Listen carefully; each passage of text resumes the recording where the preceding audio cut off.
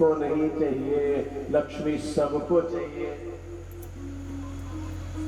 कैसा भी रूप बदल करके व्यक्ति जाना चाहता है।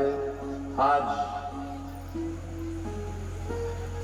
सब लोग धनुष को हिलाना चाहते हैं, प्रत्यंचा चढ़ाना चाहते हैं, कोई सफल नहीं हुआ तो श्रीमान जनक जी महाराज आज उदास होकर के बैठ गए और कहा, हमको अगर पहले मालूम होता तो ये संकल्प ही नहीं करते।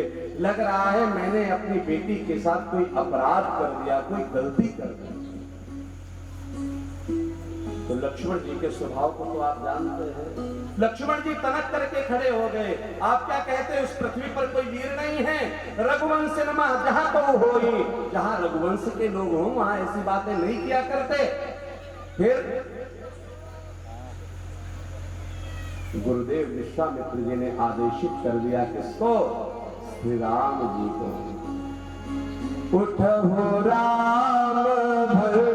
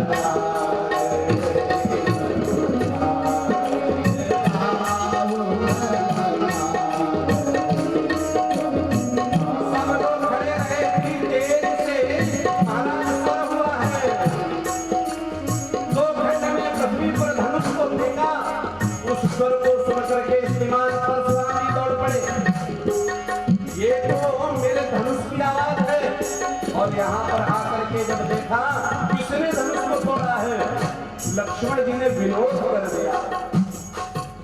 कोई है दास तुम्हारा, बस श्रीमान परशुराम जी ने जाने क्या क्या कहा है। लेकिन राघवेंद्र सरकार ने हाथ जोड़ा, क्या मेरा नाम तो राम है, परस सहित बड़ा नाम तुम्हारा, आपका तो बड़ा यश है, बड़ा नाम है महाराज, क्षमा करिए, छोटों की जिठाई को आप क्षमा करिए।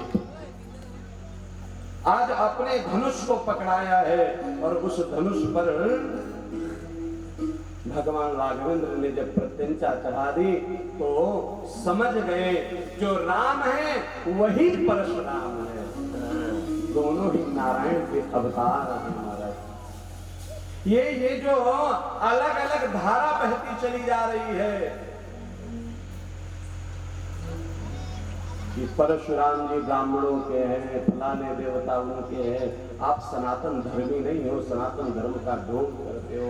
सनातन में सब सना है, जो राम है वही कृष्ण है, वही शिव है, वही परशुराम है, कोई भेद नहीं है महाराज।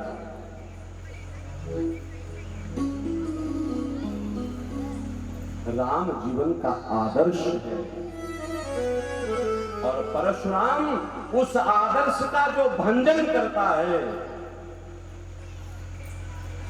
उसको त्रास देने के लिए परशुराम जी आए हैं। राम के बताए मार्ग से जो विमुख होता है उसको सन्मार्ग दिखाने के लिए परशुराम जी ने परसा धारण किया।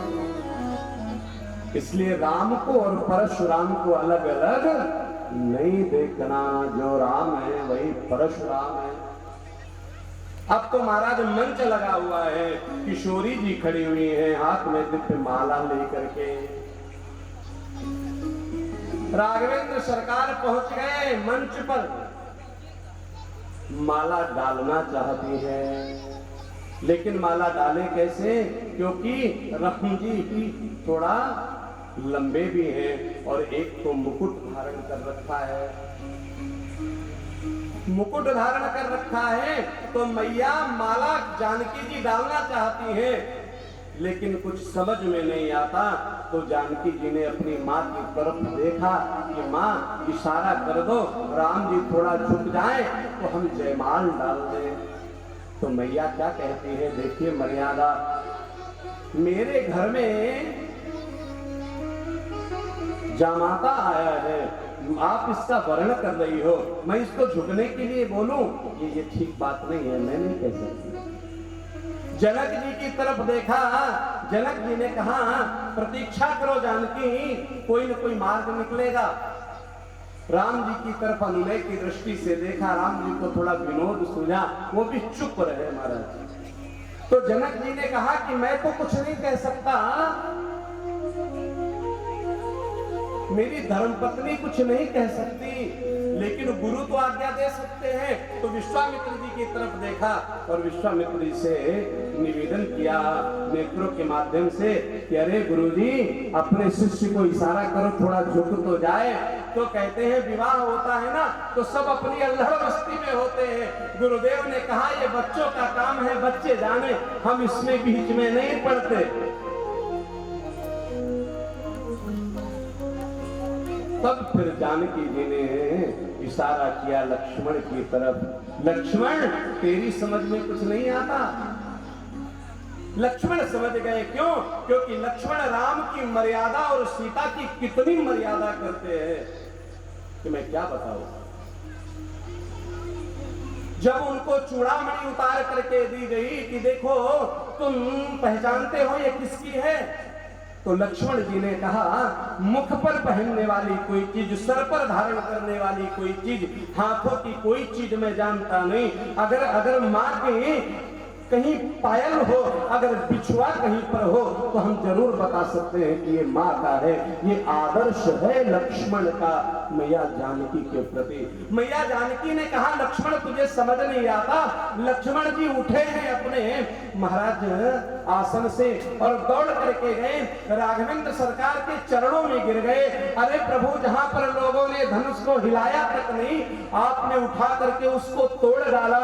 रघुकुल की कीर्ति आपने कितनी बढ़ा दी। और जब लक्ष्मण जी राम के चरणों में महाराज गिरे हैं और राम जी लक्ष्मण को उठाने लगे, अरे उठो ना भैया। और जैसे ही राम जी लक्ष्मण को उठाने के लिए झुके तो सिय जयमाल राम श्यावर रामचंद्र की सीता राम मनोहर